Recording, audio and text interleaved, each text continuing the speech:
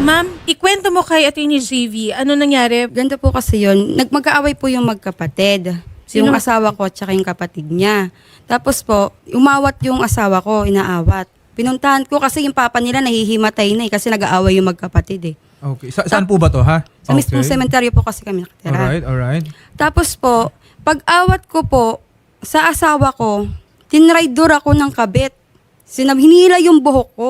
Paghila sa akin, inuntog pa ako sa may nicho ng sementeryo. Doon ako nauntog, kaya ganito.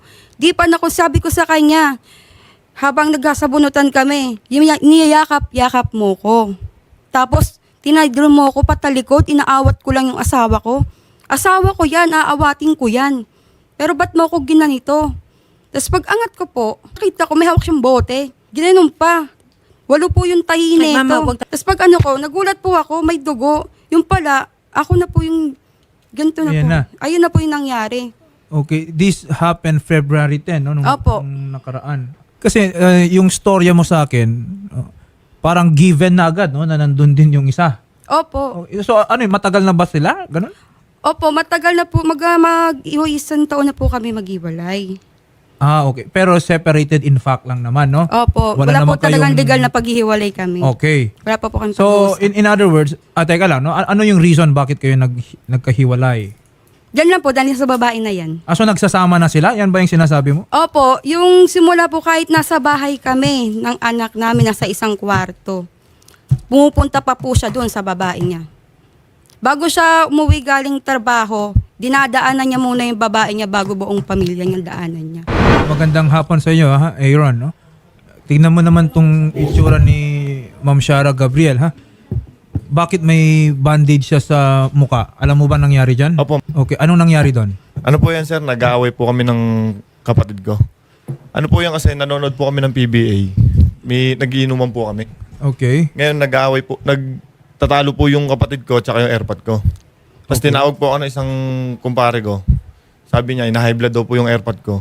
Pinuntahan ko po. Pagpunta ko po ron, kami na po nagtalo ng kapatid ko. Nagtatalo po kami ng kapatid ko. Tapos hanggang sa nag-aabot na kami, inawat po kami ng lahat. Inawat niya rin po ako, niyakap niya po ako. Tapos na-outbalance po ako. Nasa likod ko po siya. Siya po yung nadaganan yung ano niya. Yung nadaganan ko po siya, kaya pumutok yung kilay niya. Oh, wait lang. So, ang sinasabi mo, yung injury na yan, okay, it was just the result dahil, ano yun, hinila ka niya. Opo. So, Habang inaawat niya po ako, sinusuntok niya ako. Tapos na-outbalance po kami dalawa, nadaganan ko po yun sa kilay niya. Sinungaling po yung kwento niya. Hindi niya po ako nadaganan. 2 beses po kami. Lasing- 2 beses okay. ko po siyang inawat. Yung pagsakal ko sa kanya, sir, tsaka ma'am, okay pa po yun eh. Tapos yung pangalawang sugod niya, doon sa mismong tapat ng bahay ng kapatid niya, doon ako hinablot ng kabit. Lamang ka lang Pero sa yung kwento. sinasabi, mali. Lamang ka lang sa kwento Hindi, dahil may tama mali. ka. Pero hindi siya migawa niyan. Hoy, siya. Hindi siya migawa niyan. May Nadaganan kalmot kita pa niyan. kayo, ma'am? Opo, siya. Pati dito po. Bakit po may mga kalmo Ayun po po yan, nadaganan ma'am. po? Di ba tumumbaw na po kami dalawa. Tapos yung inaawat niya po na wag mong ganyanin. May tama na po pala siya noon. Tapos Wag doon na mong po sila kampihan yung nag-abot. mali. Hindi ko kinakampihan sinasabi ko lang yung totoo. Wag mong kampihan. Lamang ka lang sa kwento kasi Hindi. may tama ka eh. Mali ka. May tama ka Mali dahil. ka dyan, Aaron. Hindi ako mali da. Hindi, saan nga nanggaling yung kalmot? Sa mga... Nag-abot din po sila. Sa kabit niya. Nag-abot po sila, ma'am. Okay, pero yung sa ulo, Ayun po yung nadaganan ko, Ay, ma'am. hindi po. Na- Kung dadaganan mo ako, sana ito yung umano. Kaso Hindi, da, eh. payakap eh. Mali Oh, ka, wag mo Hindi, kakampihan yung kabit mo. Hindi ko kinakampihan da. Natatakot ka. Hindi ko kinakampihan. Kung nadaganam, sir, kasi po, ganun, kung Hindi, teka lang, ha? po siya eh. Saan ba nauntog yan? Or anong force yung tumama dyan sa may noo mo? Paghila po ng kabit niya sa akin, Okay, nung hinila mo yung... 2 beses yun. Una, dito tayo sa harap ng kapatid mo sa may bahay nila. Hindi, da. Pangalawa, dun sa may pintuan, na wag mo kinakampihan. Hindi ko kinakampihan, Kasi da. takot na takot yung kabit mo, ilabas mo yan. Hindi ko kinakampihan da. Hindi May ko mga kinakampihan. screenshot ako, ang sabi mo, hindi Hindi ko mo nakakapyan. ihaharap yan, hindi mo papabayaan yung kabit mo na yan. May screenshot Hindi ko ako. Hindi ako inaano. May screenshot ako, Hindi Aaron. screenshot mo. Talaga, mayabang ka pa dito. Hindi ako mayabang da. Asan Sinasabi na ko lang siya? yung totoo. Asan na siya? Sinasabi ko lang yung totoo. Tapos ito pa po, pagtapos po namin, ito pa po nagkwento po, may nagkwento na lang po, pero hindi ko na po sasabihin yung pangalan ko sino. Sabi po, bago niya, hindi siya nagsugod sa akin sa ospital eh. Sinundan niya lang ako. Nagsugod sa akin sa ospital, pamangking niya. Ang sabi ng pamangking niya, grabe naman yung ginawa ng Tita Joyce niya. Yung kabit neto, okay na kayo, nagyakapan na kayo, tapos bigla kang ginanyan. Kitang-kita niya kung sino nauna. Sabi nyo naman kanina, may mga iba pang nandun. Opo. So I assume, and I think it's just reasonable to expect na sila, nakita nila yung kabuuang pangyayari. Ikaw ba ma'am, meron kang maihaharap na tao na mag-support doon sa nabanggit Ayun ko po, ninyo? yung dalawang pamangking niya. Yung dalawang pamangkin niya. Opo. Okay, and I suppose yung si Jocelyn yung Yung kabit. magko-corroborate naman dun sa sinabi po ninyo. Una sa lahat, no, it's bad enough na may injury itong si Ma'am Shara. Di ka naman marunong manghina, sorry. Doon pa lang eh. She was there kasi ano yun, parang gusto mong ihiwalay yung nagtatalo. Opo, kasi po na yung papa niya, nahimatay na eh. Inawat ko siya. Yun na nga Sinagsusundo ko po siya doon. Lumalabas Gusto na nga po parang- ako, doon ako tinry doon ng babae, yung kabit niya eh. Magandang hapon po, Master Sergeant Pabon. Good afternoon po, sir. Ito na nga, no, may injury sa ulo itong si Ma'am Shara at sinasabi niya yung kinakasama ata ng kanyang mister yung may kagagawa nun. Of course, the other side is denying. Pero natanong ko naman sa kanila that there are people who will corroborate their respective stories. Siguro, Master Sergeant, let's interview them. Okay? Itong mga involved dito, yung mga nakakita, alam nyo naman, yung magsisinungaling dyan, makikita natin, no, merong contradiction dyan sa magiging narrative ng mga yan, malalaman natin kung sino sa kanila yung nagsisinungaling. Opo. Pero in any case, ano po ba ang balak nyo dito, ma'am? No? Balak nyo? Sir, kailan po kaya nangyari yung insidente po?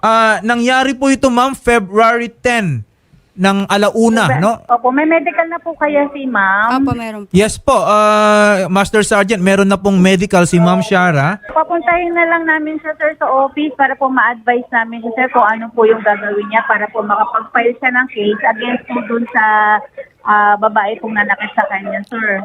Aside from the injury to her forehead, sa noo niya, meron din kami nakikitang mga kalmot. Doon sa kanyang pisngi, meron din sa leeg. So obviously, may nangyaring parang sabunutan. Opo. Mayroon pa po ako dito mga pasa. On the other parts of her Kasi body. dito pa po sa likod. Meron. Okay. So, ang sa amin lang naman po, no, Sergeant Pabon, Opo, pa-medical. Pero ito we lang po just nakita want nila to yung know pasay. ano talaga yung nangyari dito at kung may nangyaring pagkakasala, then let's make those persons accountable. Opo, sir. Pag kinuha na namin siya sa salaysay, papabanggit po namin sa kanya kung sino-sino po yung present doon na mga pwede niyang maging witness po sa pag-file ng case po sa court. Ayun, no? Opo, no, kunin na lang din natin ha, Executive Master Sergeant Pabon, yung kanilang... Papuntahin nyo na lang, sir, sa office po para po ma-advise po namin kung kinakailangan po ihatid namin siya doon sa substation po kung saan nasasakop yung lugar, gagawin po namin, sir. May element din dito ha, nung vowsy. Kasi insofar as the law is concerned, si Shara, si Ma'am, at kayo po, Sir Aaron, you are still married. Okay? So, anong ginawa mo nung nakikita mo nagsasabunutan na sila? Wala po siya doon. Di niya, Ay, wala kayo doon. Nakita ko na lang po, pinag-iwalay. Tapos Ayun na. lang po yung nakita Okay, niya, pero di nga nakita yung buong buo. Pero in any case, pwede nating sabihin na yung problema na yan would not have happened in the first place kung wala doon itong si Jocelyn. Okay, we don't know. Ha? Kaya nga po, hinihingi natin ng tulong po ni Executive Master Sergeant Pabon, makita natin ano ba yung kompletong pangyayari.